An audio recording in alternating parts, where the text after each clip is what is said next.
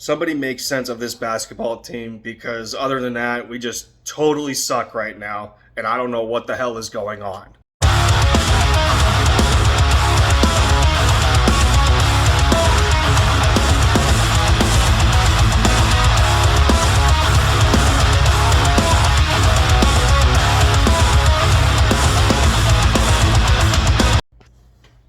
What is up, you guys? Lenny Endzone is back with another video. What is going on?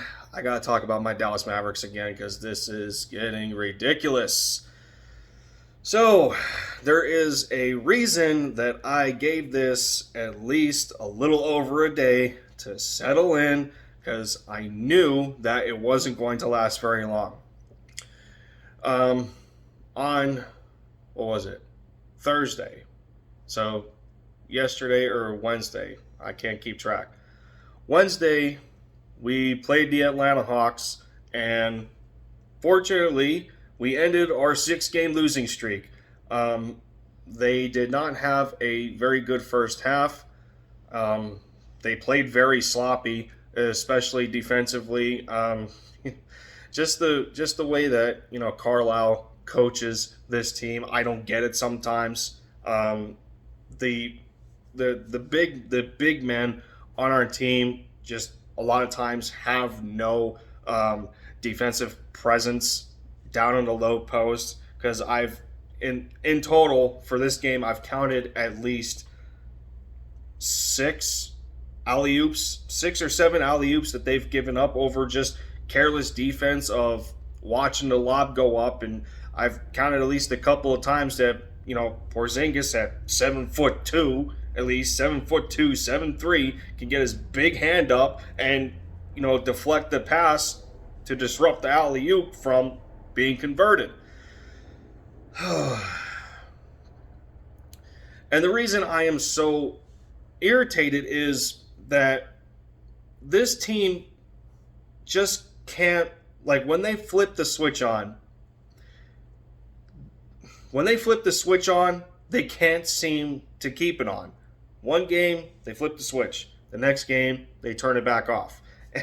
And that is exactly what happened after the Hawks game when they faced Golden State.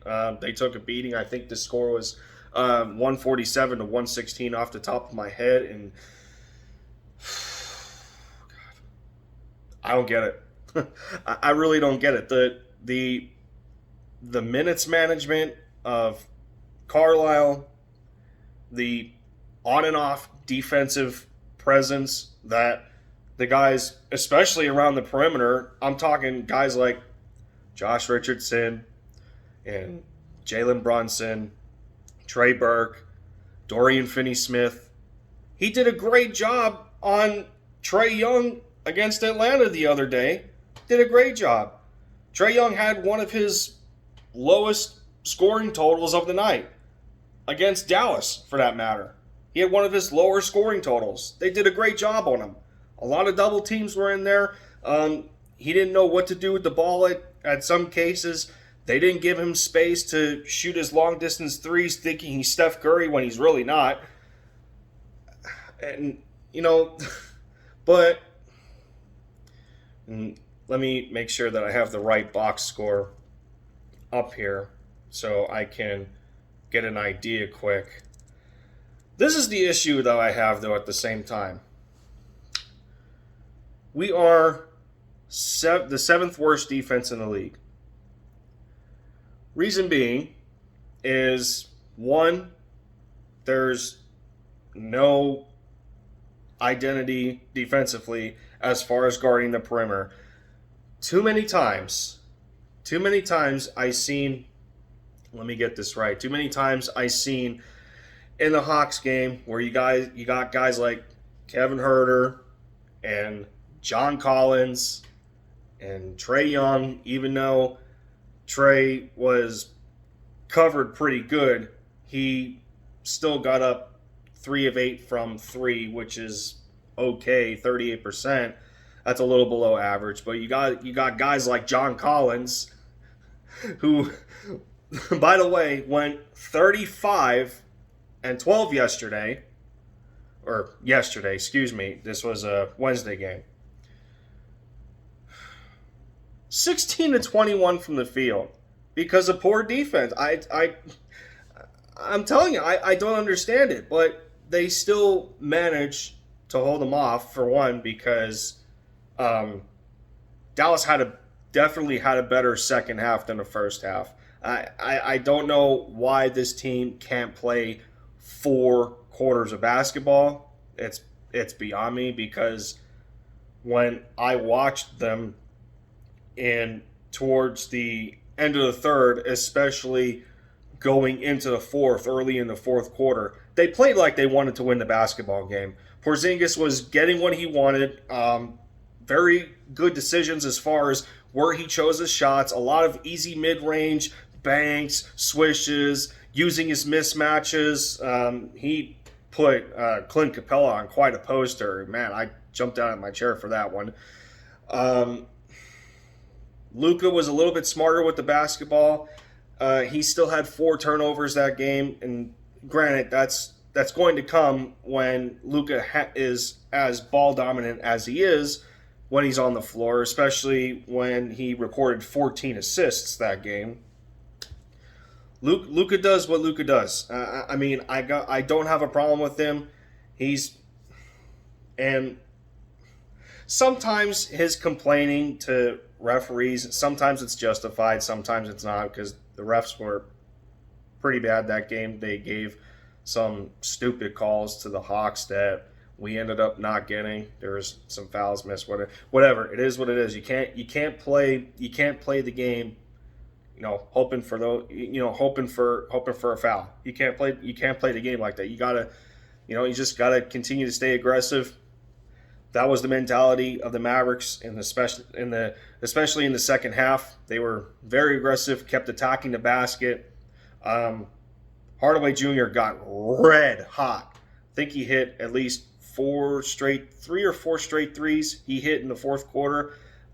He got 2 from his hot spot in the left corner. And then from there, he just kept feeling it and dropping buckets. And they played to win that game.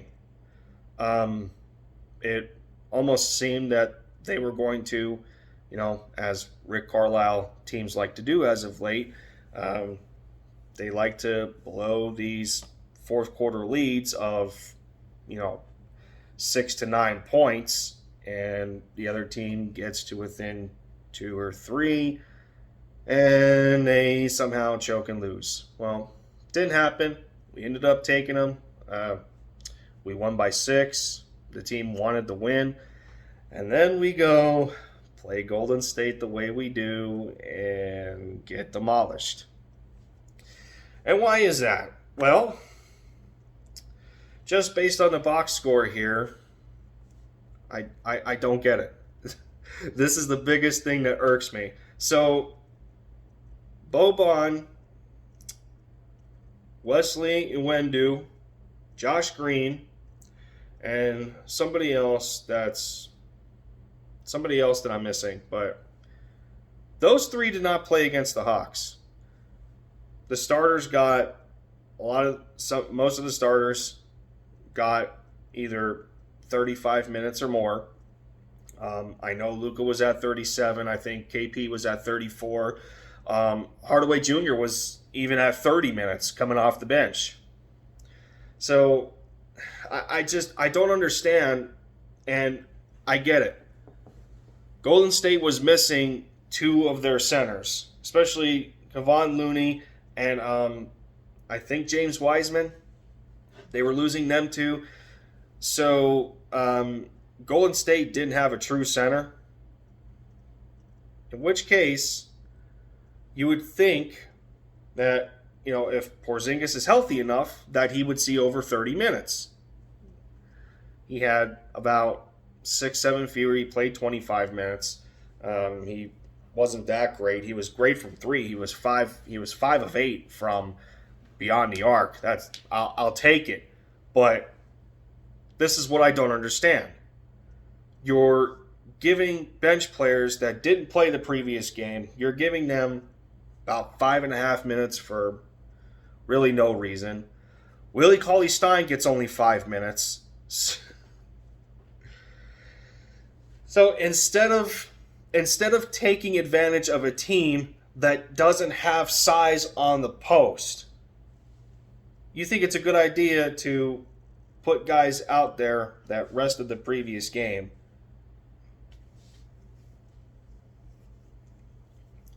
I don't get the logic. I really don't. Especially that they gave up, what was it, 37 points to Kelly Oubre?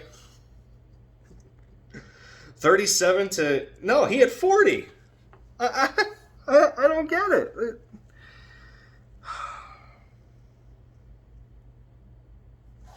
Something has to change, man. It's getting on my nerves already. Just I don't know why the team just cannot be consistent, because it's not hard. They show it at times with ease. Last year's squad, there was very subtle differences. I think the biggest difference is the switch between Josh Richardson and Seth Curry. I think that's the biggest difference. But other than that, there's very subtle changes between some smaller free agent acquisitions like James Johnson, who is useless at the moment. And then you got some rookies in there that are on and off in games, playing what are really worthless minutes. The team has it in them. I just don't get where the incompetence just continues to rear its ugly head in the way that, especially how Rick Carlisle is managing the minutes of the players.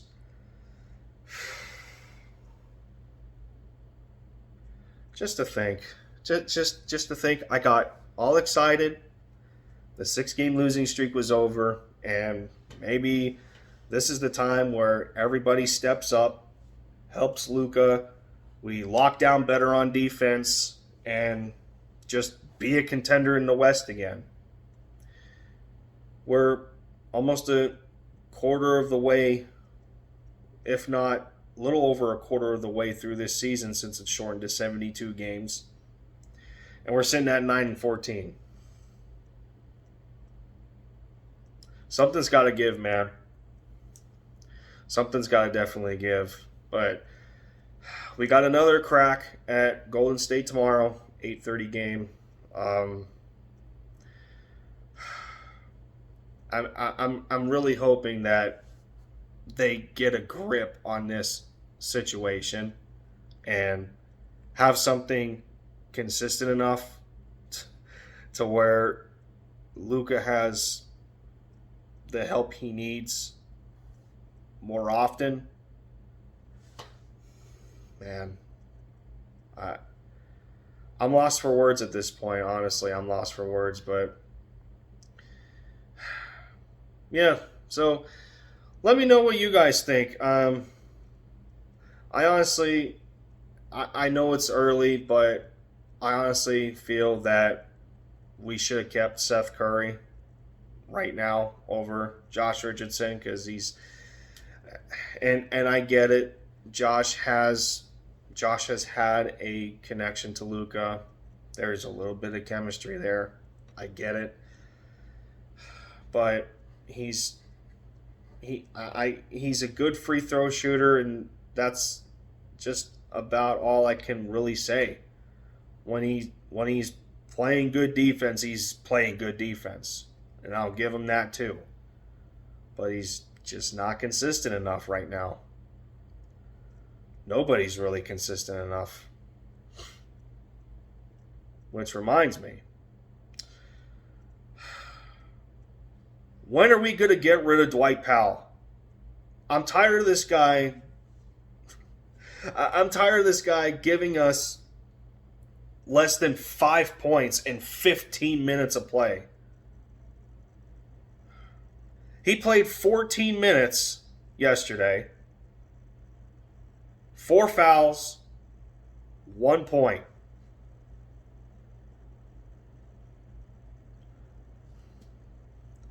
We all right. I'm at 15 minutes worth of a rant. I got it. I gotta stop this. But yeah, like I said, let me know where you guys are at with the Mavericks. What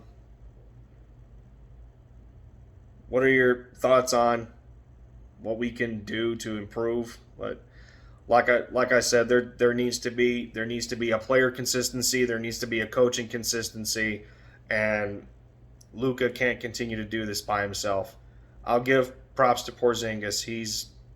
He's getting there, but he's he's still not looking like a number 2 right now, and that needs to change. But that'll be it. So I don't continue to carry this on any longer. This has been Lindy Endzone, and I appreciate all of you that are just giving me the time of day, watching some random dude talking about or ranting about his fandom of his favorite teams.